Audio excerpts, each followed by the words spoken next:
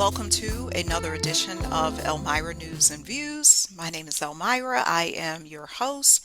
We have another pop-in story for you today. Y'all know I'm on this Generation Z train. And one of the reasons is I am the bridge. I know I'm designed to be a bridge as I'm this projector, this love wisdom guide. I'm a bridge between the older generations and the younger generations that are coming up. Plus, I have personal connection to this with my four nephews and niece because they were born between 2005 and 2015. They're in that range of Generation Z. You know, Generation Z encompasses everybody born from 1999 to 2015. So I've witnessed them. I witnessed my three nephews and I witnessed my niece, and I can relate to them in many ways. Y'all saw it the other week on my pet story. Because I don't have children yet, and I don't think that's the only reason, because people will say, "Oh, Amira, you don't understand real life because you don't have children." No, I understand life because I've taken the time to heal myself, to work on myself. Today's story is Generation Z and church attendance. How this came about. I was actually in South Carolina this past weekend with my boyfriend, and we attended his grandmother's church, which in turn was his mother's church. His family is deceased. Well, not his family. Let me correct that. His mom and his grandmother are deceased, so he goes back to the church to commemorate them, to remember them every year. We put flowers on the grave, we do all of that, and it got me to thinking, why has church attendance declined? Because there was nobody in those pews. I'm not saying nobody, but if you were to look at the same church 20 years ago, 30 years ago, what has happened? What has happened to the youth? And I hear this all the time with my church back home. Other churches are speaking about it. Yes, in some ways, Generation Z is going back to church, but then in a lot of ways, they are not attending church. We want to examine this. First article is about church attendance in its entirety, because some of this is just not Generation Z. This is a collective thing that's happening. It's happening across the board. This particular article is from Gallup. You know, Gallup is an agency that does different polls. This was written in 2024, 2 years ago. Church attendance has declined in most U.S. religious groups. 10 U.S. adults attend religious services regularly, led by Mormons at 67%. As Americans observe Ramadan, this was at the time of Ramadan, and prepare to celebrate Easter, the percentage of adults who report regularly attending religious service remains low. 3 in 10, we know what that is, 30%. What's going on? Among major U.S. religious groups, members of church, the Church of Jesus Christ of Latter-day Saints, also widely known as the Mormon Church, are the most observant. We kind of saw this with the Charlie Kirk incident, the assassination back in September. And that's why Charlie Kirk was able to do this. He was associated with the Mormon Church. This chart shows us the frequency, and this is taken from 2021 through 2023. As we do on this channel, y'all know we examine statistics. Just don't take everything at face value. Ask yourself questions about these statistics. Who did they interview? Which churches? Because it says, the question was, how often do you usually attend church, synagogue, mosque, or temple? Every week, almost every week, about once a month, seldom or never. So let's look at it. Overall, U.S. adults said 21% every week, almost every week, 9% about once a month, 11% seldom, never. Let me scroll over to see what that says. Oh, okay, cases. So this was the total number surveyed, 32,445. Always important to look at this. Let's analyze some of these numbers because I want to see what was the largest group. The largest group they surveyed was the Protestant Christian right here. That would be me because I grew up Baptist. Even though I know I'm not a Baptist, that's just what I experienced in this 3D world. I'm not a Baptist. I'm just a soul. I'm a light. Ain't none of these. I'm not a Baptist. I'm not a Buddhist. I'm not a Judas. I'm not a Catholic. I ain't none of this. I'm just me. I'm light. I told that to the casting director yesterday. I was like, I am light. When you know that, it's just the NDRE song. I am light. I am light. I am light. I am light. I am not the words my family said. I am not the voices in my head. I am not the pieces of the brokenness inside. I am light. So all of these labels in the end don't matter, and I believe that's what Generation Z is recognizing. They're like, this ain't it. This ain't it. It's declining. You can see by the numbers. There's not a big portion of the population that goes. There's more. Like, look at this. Okay, so the Buddhists. Oh, no. Okay, well, this obviously makes sense. The atheist or the agnostic never attend church. Okay, because they don't even believe in church. So that makes sense. The 79%. What's the next highest number? The other. So this other, and you'll see reports of this when if you do some research online on religious groups. A lot of people now, 2026 and beyond, you know me, I always use that phrase, 2026 and beyond, are referring to themselves as another. That means they don't fit into any of these categories. They say, I am light. I'm more spiritual than I'm religious. Because they don't do no religion. They just know their spirit, their soul. Okay, let's see what else we got. 26% of Orthodox adults, 22% of Jewish adults, 14% of Buddhist adults, and 13% of Hindu adults attend services regularly. Although Buddhist and Hindu adults have similar levels of regular attendance, Buddhist adults are much more likely to say they seldom or never attend than Hindu adults. Oh, that's interesting, the Buddhist and the Hindu. The largest segment of Hindu Americans, 36%, say they attend about once a month. I know one of my students, she's Buddhist from Thailand. She was going to service pretty much every week. Major religious celebrations for people of the Christian, Jewish, Muslim, and Hindu faiths in March and April, which involve gatherings of the faithful at churches, synagogues, mosque, and temple, will likely draw many more adherents than typical weeks. So they're basically saying stuff like Easter, Ramadan, what else we got? Passover may attract more people to attend service. True. We just did it. Mother's Day. We had not been to an actual church service, like, let me tell you, since last Mother's Day. That's a full year. Now, me and my boyfriend do what we call home church because we listen to Reggie Gay on Sundays. That's like our church. That's like our weekly service. Because some of it we don't need. We're defining spirituality in a new way. And that's what Generation Z is saying. And not only Generation Z, it's people in other age groups too. Nearly all faiths seeing decline in regular attendance. Two decades ago, an average of 42% of U.S. adults attended religious services every week or nearly every week. A decade ago, the figure fell to 38%. You can see just that sharp in 10 years. And it is currently at 30%. This decline is largely driven by the increase in the percentage of Americans with no religious affiliation, the none. People have started, especially in my generation, they've deconstructed these systems. They was like, these systems is BS. Why am I still here?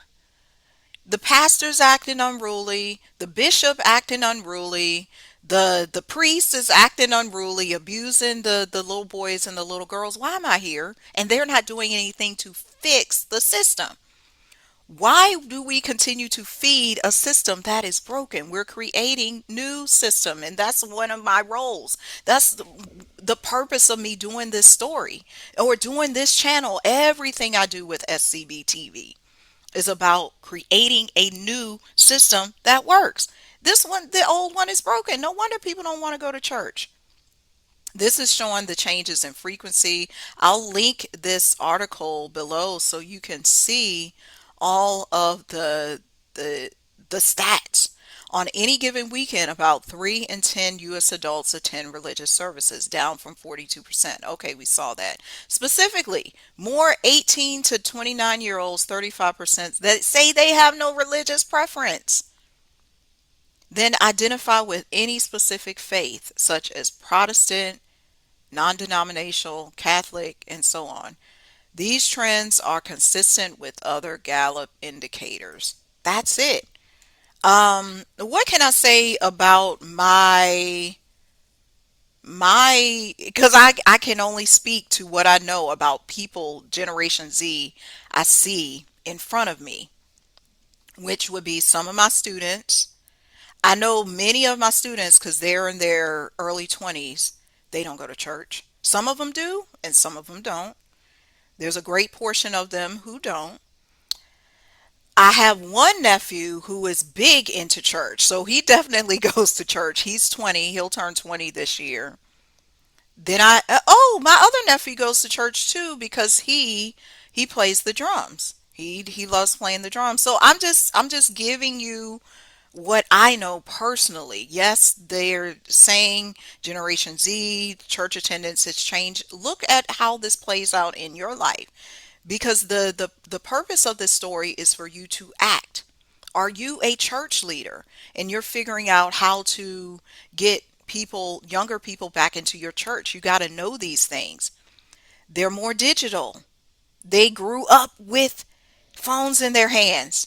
Not all of them, but a lot of them did. They were not born into a time where they had a rotary phone like me. They didn't have to wait for voicemail.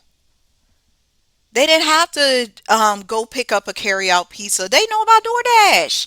They got self-driving cars, y'all. They got Waymo. Like this is the reality of their life.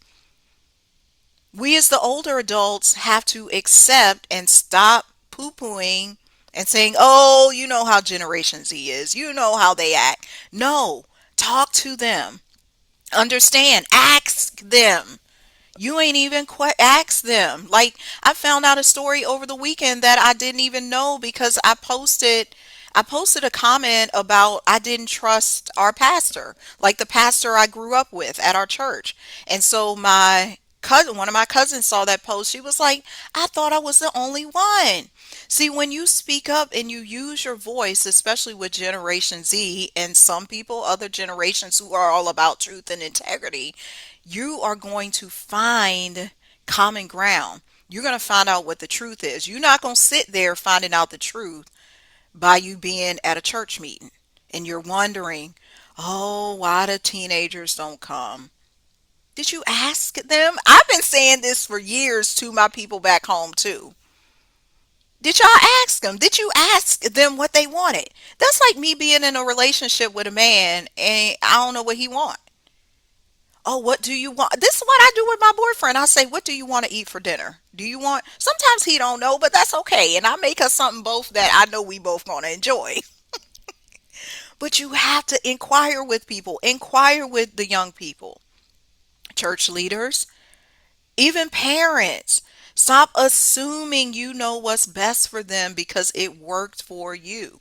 You don't know. This generation is more tapped in in tune with their spirituality. I'm talking true spirituality connected with God. They're also more tapped in with their mental health. They're not willing to accept the BS of, "Oh, this is how we do it. This is how we do it. This is how we do it." They not going to say, "Oh, because I said so." That ain't no good enough. You got to explain to them. I see this with my students, and that's why I work so well with my students because I tell them the truth. All right, let's see what else I got to go because I always give supportive documentation of this. This is not just all Elmira talk. Yeah, I give my commentary, but I want you to see This is what's happening across the nation, across the world. The next article is from Springtide Research Institute, Generation Z and service attendants, why they don't go more often. Okay. I got all kinds of stuff going on over here. All right. This was also written in 2024.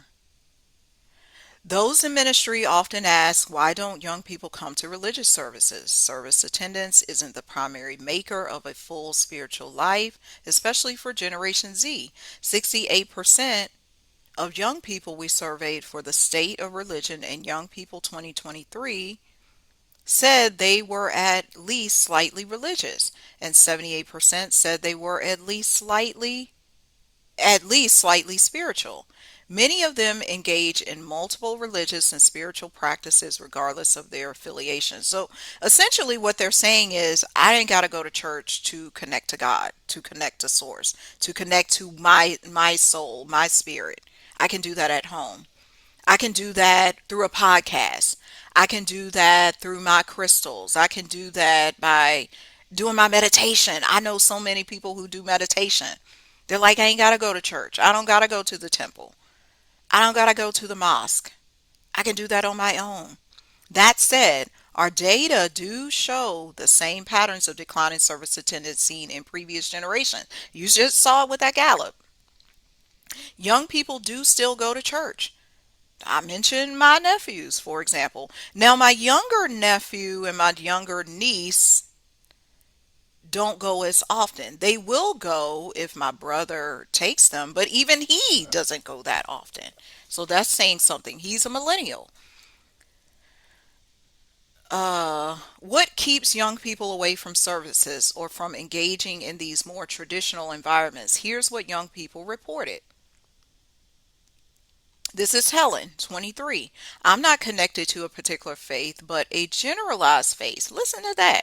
I mean, I use prayer, but I don't know that I would connect it to anything certain. I feel like I'm more influenced by trying to do good for humans in general. So there's this overarching healing nature where I don't need to be connected to this traditional church in that way. I'm just going to do good morally because that's how I was born. That's what I know to do. I don't need a doctrine, a scripture to tell me that. I don't think it has necessarily anything to do with my spiritual beliefs. I mean, obviously you can see there's a connection, but I feel like it's more about me helping people. This is Chris, 19. I do not attend any church. I still consider myself someone of faith and someone who has spiritual affiliation, but I do not believe in organized religion. It's also important to note that not all young people are leaving religious and spiritual community. Again, my nephews.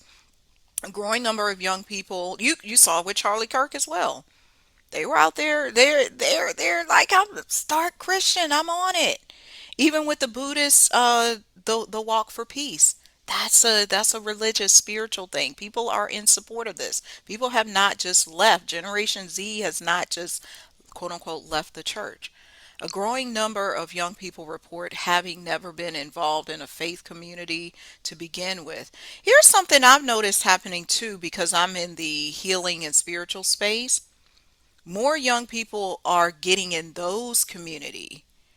A lot of the business owners I'm connected with form communities where there's things happening on a Sunday, on a Saturday. It could be a meditation group, a drawing group, a walking group. That's still church. Church is being redefined. It's not that people are disowning community. They're doing it differently. There's things like Insight Timer, even myself. I'm on Insight Timer often. And I do these practices on there. I do meditations with people, yoga with people.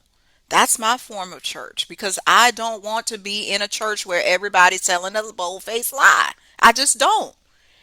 And they're not even admitting the lie or taking accountability for the lie, and you can feel the shit. Like, I ain't for the BS.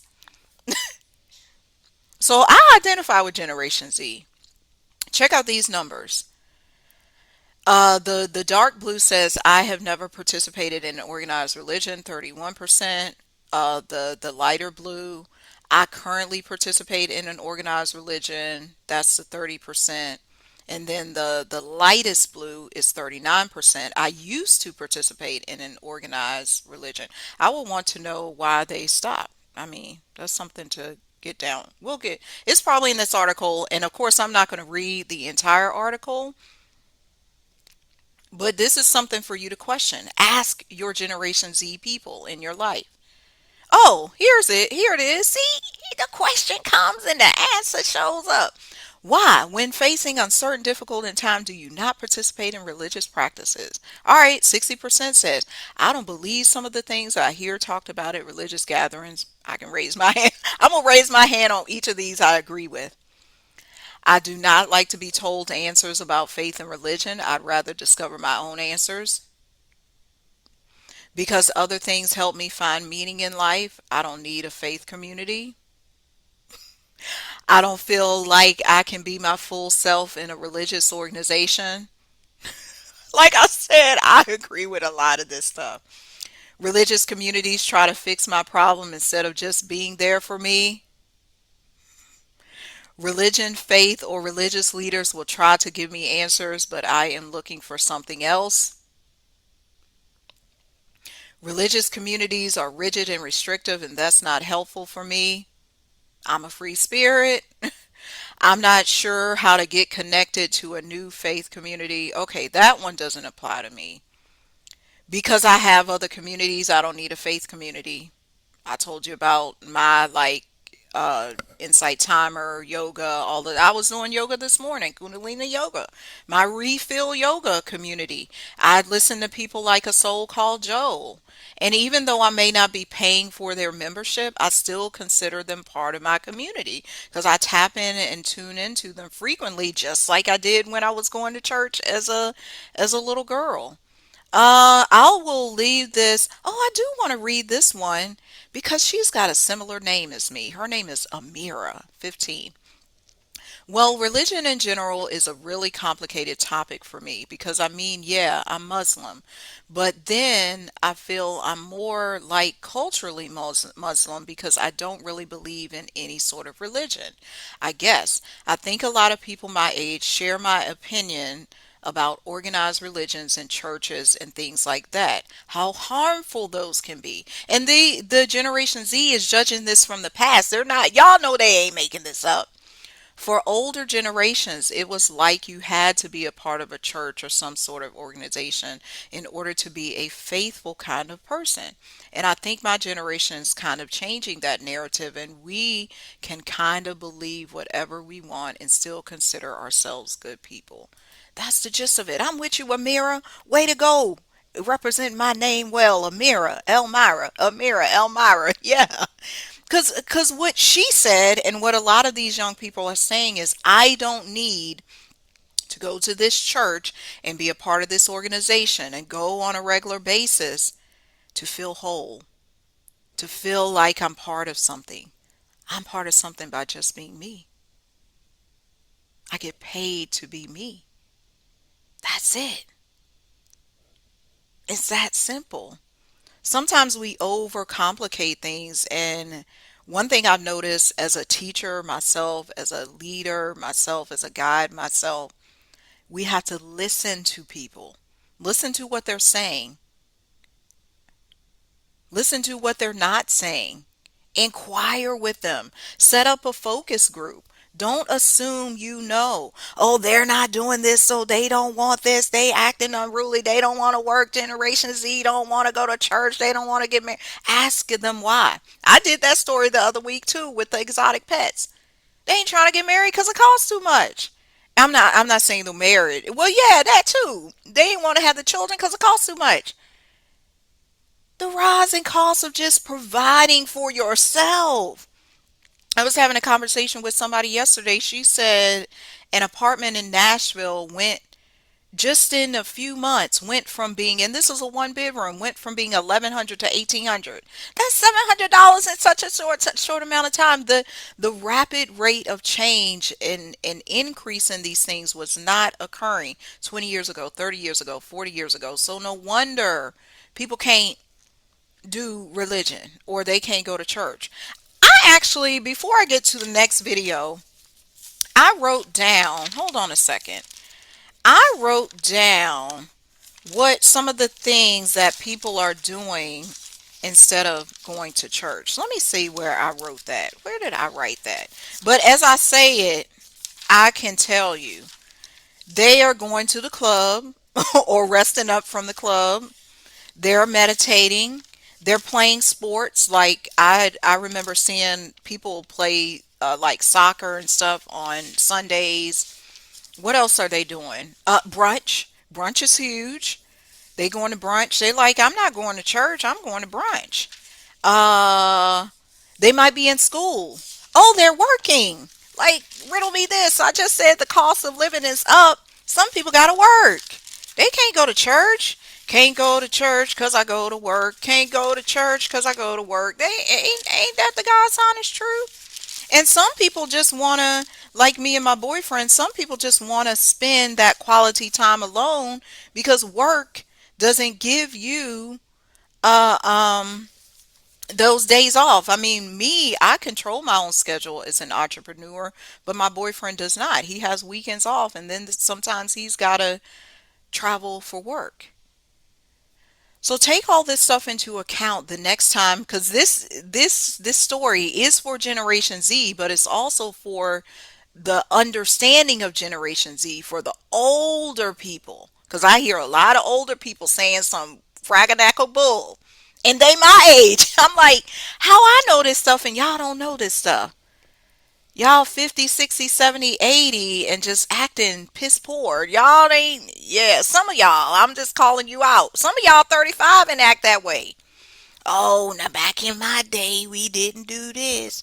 Oh, we would have never did this. Because y'all was lying. You was lying to yourself. This generation does not want to lie. They operate in truth.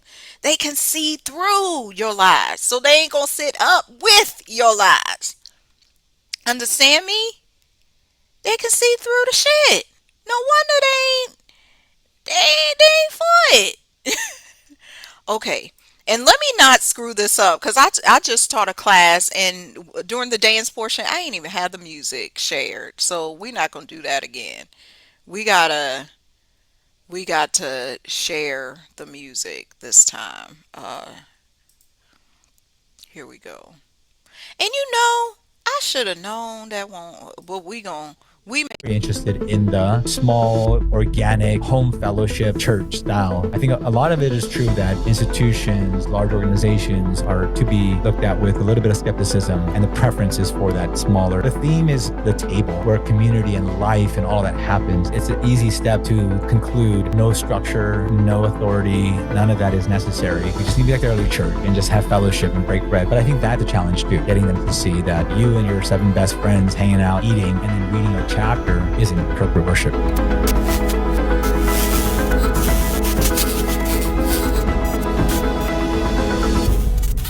I'm gonna let it play again.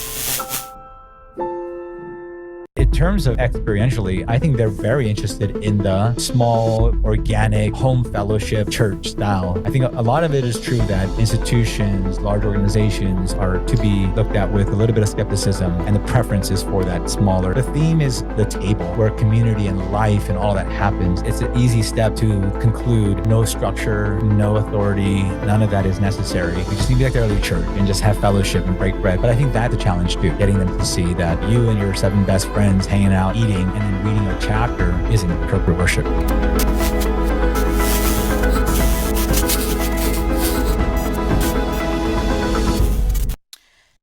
That was actually a clip from Church and Culture, and I like what he was saying about Generation Z. They have some skepticism around corporate church. He was also making the point that even though they desire, for the most part, this smaller, intimate community fellowship, there's also a need for the larger connection. And the premise, and you can go to that channel, watch their podcast. The whole premise is, does Generation Z trust the church? Is what he was asking, and what the that particular episode of the podcast was questioning. Do they? Do they trust the church? You, again, I say this, ask the people in your community. Ask the teenagers, ask the 21-year-old, ask the 12-year-old. Find out. Find out what they're thinking. Find out where their head is at. Where's their spirit at? Because you're not going to know if you just assume, oh, they said so and so, so what's happening? No, what's going on in your community? What do you want to create for your home? What do you want to create for your young people? What do you want to create for people in general moving forward? Because the old ways are not working. This week, May is all about that. Just celestially is about a reset. You may say, but they've been talking about a reset forever. No, it's true. It's in the stars. It's in the astrology, the cardology, all of it. And if you've been tuned in, tapped in, and not just on your religion, you have felt it. People are changing. People are falling off. You probably felt tired, sleepy, wonky in your body. You've been doing a lot of new stuff this week. Some of your encounters have been different.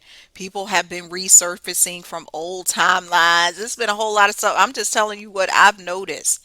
I've noticed it with myself. I've noticed it with friends, colleagues, clients, students. It's all across the board. And this is why we need to examine, why? Why has trust in the church been lost among Generation Z? There's a lot of skepticism. There's a lot of, is this for me? Is this serving me? Is this elevating me? Is this making me the best version of myself that I can be? Or is it a deterrent? Is it a distractor? That has been our story for today. I charge you with this. Don't just believe what you heard, know what you know, and get with a person, get with a young person, and be open to hearing them, not just hearing yourself or hearing your tradition or the old way. Oh, this is the way we've always did it. That's not going to fly. It's not flying now. That's why things are in disruption, because those old systems, which ain't broken, they broken. They're not working no more. They're crumbling. And I'm happy for it, because I broke away from the system back in 08, 09, because I saw this stuff 20 years ago. I witnessed it. I even knew this as a child. I knew stuff wasn't right. I'm like, why are these people not loving each other? Why is there so much hate? I recognize it. Like Michael Jackson, I saw it. I identified so much with him when I saw that film. Okay, that has been our news story for today. We will see you next time. Peace.